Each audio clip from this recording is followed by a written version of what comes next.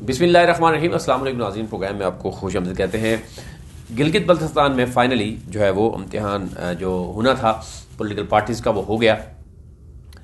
Election 2020 जो गिलगित बल्तिस्तान में जिसमें मुख्तलिफ क्या सराइयाँ मौजूद थी कि होगा या नहीं होगा, फ़ाइनली 15 नवंबर बरोज़ एतवार को वो बड़ा आसान अच्छे तरीके से जो है वो गिलगित बल्तिस्तान में इलेक्शन हुआ। हमने वहाँ पर तमाम तर सूरत वहाँ देखी कि क्या थे और मुख्तलिफ मीडिया के जो नुमाइंदे थे, हमने देखा कि मुख्तलिफ हलकों में मौजूद थे और बड़ा खुशाइंद बात है कि गिलगित बल्तिस्तान का इलेक्शन जो है वो पुरअमन हालात में हुआ। इसमें तमाम पॉलिटिकल पार्टीज़ जो है वो मुबारकबाद की मुस्तहिक है।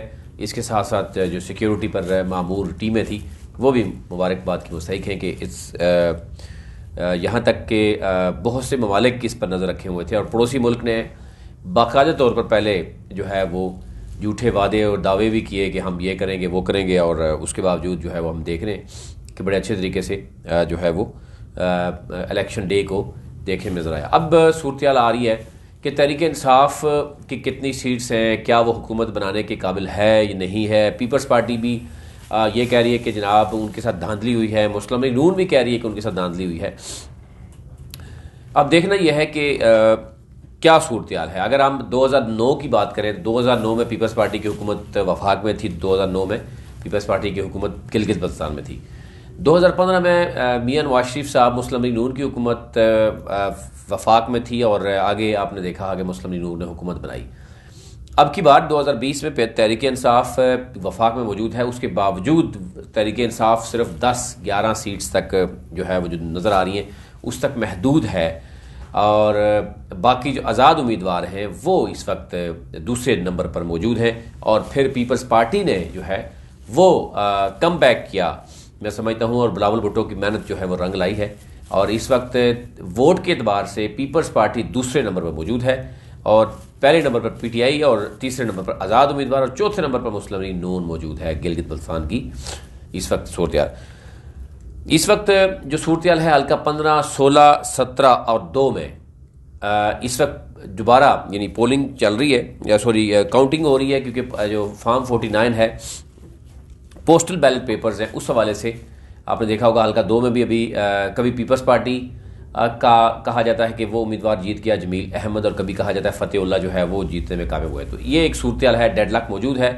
यही सूरत अगर हमें नज़र आई तो 15, 16 और 17 में मौजूद है। लेकिन हम ये देख रहे हैं कि एक तो शाबेग या दिलपजीर के दरमियान मुकाबला है और ये भी बताया जा रहा है कि दिलपजीर पहले लीड थी, अब दोबारा काउंटिंग हो रही है, शाबेग या दिलपजीर में से कोई एक निकालने में कामयाब हो सकता है। दिलपजीर के जो है वो चांसेस मौजूद हैं। इसी तरह हल्का 16 जो है वो इंजीनियर अनवर है, मुस्लिम लीग नून से उनका ताल्लुक है, वो पहले लीड में मौजूद है और रिकाउंटिंग में या बैलेट जो पोस्टल बैलेट पेपर्स है उसकी काउंटिंग के बाद देखते हैं कि कौन आता है। लेकिन एक्सपेक्टेड यही है कि अनवर जो इंजीनियर अनवर है मुस्लिम लीग नून से उनका ताल्लुक है वही निकालेंगे। इसी तरह हल्का 17 है, वहाँ पर रहमत हैं और हाजी है यानी हैदर हैं मुस्लिम लीग नून से, PTI से उनका ताल्लुक है, हाजी हैदर का। रहमत जो है वो आज़ाद तौर पर इलेक्शन लड़ रहे हैं। यहाँ पर दोनों का सख्त दरमियान मुकाबला है, देखना कुछ क्या है कि कौन निकालने में कामयाब होता है, रहमत या हैदर। लेकिन ज़ाहिर हैदर को तहरीक इंसाफ के प्लेटफॉर्म से टिकट मिला और रहमत आज़ाद हैसियत में है। कुछ भी करना कबल वक्त होगा, इसके लिए वेट करना होगा। 18 में जो हाजी गुलबर हैं और दीगर जो हैं, लेकिन हाजी गुलबर की लीड ज़्यादा थी इसलिए यही एक्सपेक्ट किया जा रहा है कि हाजी गुलबर ही निकालने में कामयाब होंगे। हल्का 2 में जो है वो फतेहुल्ला हैं और जमील अहमद हैं। हमने देखा कि इलेक्शन डे वाले दिन तो पीपल्स पार्टी जश्न मनाती रही है, सुबह जो है वो पता चला कि सिर्फ 2 वोट का इशू है और ये भी बताया जा रहा है कि बैलेट पेपर से 2 वोट जो है वो 2 वोटों से फतेहुल्ला जीत रहा है। जिसके बाद हमने देखा कि पीपल्स पार्टी ने बाकायदा तौर पर धांधली के इल्ज़ामात लगाए। बिलावल भुट्टो ने बाकायदा तौर पर कुछ एरियाज़ का नाम लिया, मैं आपसे शेयर करता हूँ कि उन्होंने कुछ बाकायदा तौर पर कहा कि कहाँ पे PTI ने धांधली की है। उन्होंने गिज़र का कहा कि 21 में पीपल्स पार्टी का इल्ज़ाम मौजूद है कि वो दोबारा जो है वो गिनती करवाई जाए। इसी तरह अयूब शाह का उन्होंने कहा कि वो जीत रहे थे, अब यहाँ पर मुस्लिम लीग नून के उम्मीदवार जीते हैं और यहाँ पर इल्ज़ाम पीपल्स पार्टी के मुस्लिम लीग नून पर है। इसी तरह अस्तोर के जो हल्का 2 है, राना फारूक के हवाले से भी मुस्लिम लीग नून ने कहा कि वो जीत रहे थे, और अकबर ताबान की भी उन्होंने बात की, हाफिज़ हफीज़ रहमान ने इसी तरह हल्का 2 की भी उन्होंने बात की। तो ये 3 हल्कों पे हाफिज़ हफीज़ रहमान साहब कह रहे हैं जनाब कि ये धांधली हुई है हमारे साथ, और पीपल्स पार्टी जो है वो बाकी हम देख रहे हैं कि एक तो 21 में पीपल्स पार्टी का इल्ज़ाम है, फिर 2 हल्का 2 में, और इस तरह जो है बाकी जो चीज़ें हैं वो नज़र आ रही हैं। अब देखना यह है कि अब इस वक्त की जो सूरत है वो तो आपके सामने रख देते हैं कि इस वक्त क्या सूरत है। बाकी दीगर जो पार्टीज़ हैं वो तो हमें नज़र आ रही हैं। हल्का 1 में आपने देखा हो कि अमजद एडवोकेट जो है वो जीतने में कामयाब हुए, और अब अमजद एडवोकेट जो है वो कितना वोट लेने में कामयाब रहे ये हम आपसे शेयर करते हैं, और दूसरे और तीसरे नंबर पे आने वाले उम्मीदवार वो क्या, उनकी क्या पोजीशन है वो भी आपके सामने रखते हैं, ताकि आप आसानी से ये फैसला कर सकें कि इस वक्त की जो सूरत है, क्योंकि कुछ हल्के ऐसे हैं जो मैंने बताया कि अभी कुछ भी कहना कबल वक्त होगा, लेकिन कुछ हल्के ऐसे हैं जहाँ पर फैसला हो चुका है। तो हल्का 1 जो है वहाँ पर अमजद एडवोकेट हैं जो पहले नंबर पर मौजूद हैं, और अमजद एडवोकेट ने इस दफ़ा रिकॉर्ड भी बनाया है पीटीआई के पीपल्स पार्टी के प्लेटफॉर्म पर 2 नशिस्तों पर वो कामयाब करार पाए, हल्का 1 और हल्का 4 में। ज़रा ज़िमनी इलेक्शन होंगे, यहाँ ये भी बताया जा रहा है कि ज़िमनी इलेक्शन होते हैं तो डेफिनेटली हुकूमत जो भी पार्टी बनाती है उसको फ़ायदा होगा, और अगर अमजद एडवोकेट हल्का 4 छोड़ते हैं तो डेफिनेटली वो हल्का 4 तहरीक इंसाफ के पास जाएगा।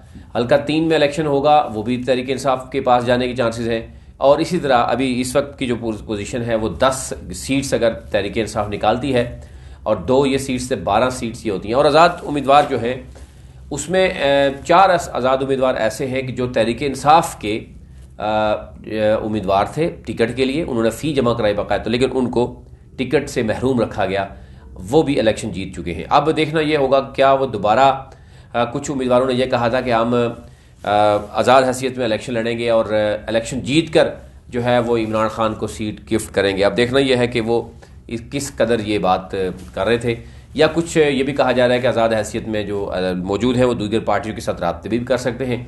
तो एक तो ये नज़र आ रहा है कि 6-7 जो आज़ाद हैं उसमें से 4 ऐसे हैं जिनका ताल्लुक पीटीआई से था। अगर वो पीटीआई में जाते हैं तो डेफिनेटली पीटीआई की 14 ये सीट्स 10 और 4 14 सीट्स हो जाएंगी, और इसके साथ साथ हल्का 4 में अगर दोबारा इलेक्शन होता है तो ज़रा हुक्मरान जमात जो होती है उसको फ़ायदा ज़रूर होता है, और इसी तरह हल्का 3 का इंतखाब भी अभी बाकी है। इस तरीके से पीटीआई जो है वो 16 सीट्स तक 17 सीट्स तक पहुँच सकती है, और अगर ना भी करे तो आज़ाद और एमडब्ल्यू पहले ऐलान कर चुकी है कि वो इत्तेहाद के तौर पर ज़ाहिर मौजूद है, और वो पीटीआई के साथ मिलकर इलेक्शन वो बनाना चाह रही है हुकूमत। आने वाले दिनों में अभी से ही हम देख रहे हैं कि बहुत से उम्मीदवारों ने, एक तो बहुत से जो जीतने वाले हैं वो अब वज़ीर आला की दौड़ में मौजूद हैं, कुछ सीनियर वज़ीर की दौड़ में मौजूद हैं, और कुछ वज़रा और मशीर की दौड़ में मौजूद हैं। नेक्स्ट वीडियो में मैं आपको बताऊंगा कि कौन से जो तहरीक इंसाफ या जो हुकूमत बनाने वाले लोग हैं उनको कौन कौन सी वजारतों के लिए उन्होंने अपना पोर्टफोलियो जो है वो बना लिया है, और कौन कौन से लोग हैं वज़ीर आला की दौड़ में शामिल हैं। बात और इसी चीज़, सबसे ज़्यादा वोट लिए हैं अमजद हुसैन ने हल्का 1 में 11,178 वोट उन्होंने लिया, और उनके मदद मुकाबल थे मौलाना सुल्तान रईस, उन्होंने 8,356 वोट लिए। और फिर उसके बाद जो ज़ाहिर है हम देख रहे हैं कि जौहर अली जो यहाँ पे दिखाया जा रहा है 3rd में 122, और जाफ़रुल्लाह 85 वोट, और सैयद मुस्तफ़ा शाह 2 वोट। ये जो और रजिस्टर्ड वोटर की तादाद टोटल 35,840 है, और यहाँ पर टर्न आउट रहा 54% रहा, और 19,534 वोट कास्ट हुए इस हल्के में।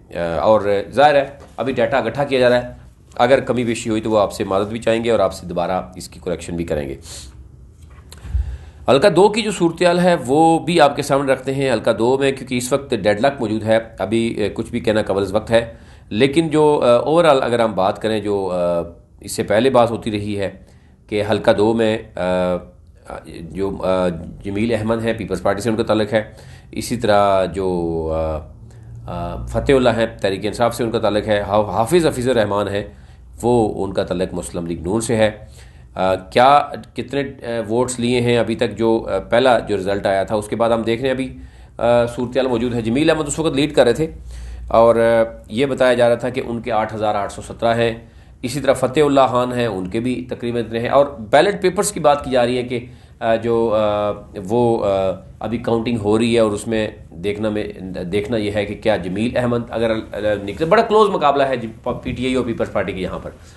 और तीसरे नंबर पर जो है वो हाफिज़ हफीज़ रहमान, जो उनका वोट बैंक यहाँ पर असल में कुछ वोट बैंक बड़ा जो अभी तक फैक्ट्स एंड फिगर उस तरीके से नहीं मिले, उसमें काफ़ी गलतियाँ भी हो सकती हैं।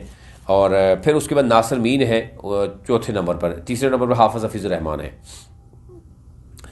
आगे चलते हैं जी। जो आपका वोट नंबर यानी हल्का नंबर 3 तो नहीं है, 4 जो है मोहम्मद अयूब वज़ीरी हैं यहाँ पर। एडवोकेट अगेन अमजद हैं, 4,716 वोट लिए हैं अमजद ने, यहाँ पे जीते हैं। और इसी तरह जवेद मनवा ने 2,443 वोट हासिल किया और वो जीते। कर्नल उबैद ने 6,600 वोट हासिल किए। राजा ज़करिया ने 5,290 वोट हासिल किए। और इसी तरह मोहम्मद काज़म MWM की सीट वाज़े है। और इस यहाँ पर भी पीपल्स पार्टी ने ख़ुसूसी तौर पर रिकाउंटिंग की यहाँ पर डिमांड की है, क्योंकि सैयद मोहम्मद अली शाह जो हैं वो पीपल्स पार्टी से उनका ताल्लुक है, उनके हैं 7,146 वोट हैं। कोई 300-400 वोटों का फ़र्क है, जिस पर पीपल्स पार्टी ये कहती हुई नज़र आ रही है कि उनका दोबारा इसका काउंटिंग की जाए। फिदा निशात स्पीकर थे और 5 पार्टी तब्दील कर चुके थे, वो उनको एक बड़ा सेटबैक हुआ। उनके मद्दे मुकाबले थे वज़ीर सलीम, ये भी आज़ाद हैसियत में तहरीक इंसाफ के उम्मीदवार थे। 6,286 वोट इन्होंने हासिल किए। अमजद ज़ैदी PTI के हैं, वो उन्होंने 5,733 वोट हासिल किए। एनी हाउ ये वो सूरत हाल है जो और कुछ हल्कों में अभी तक रिजल्ट सामने नहीं आया।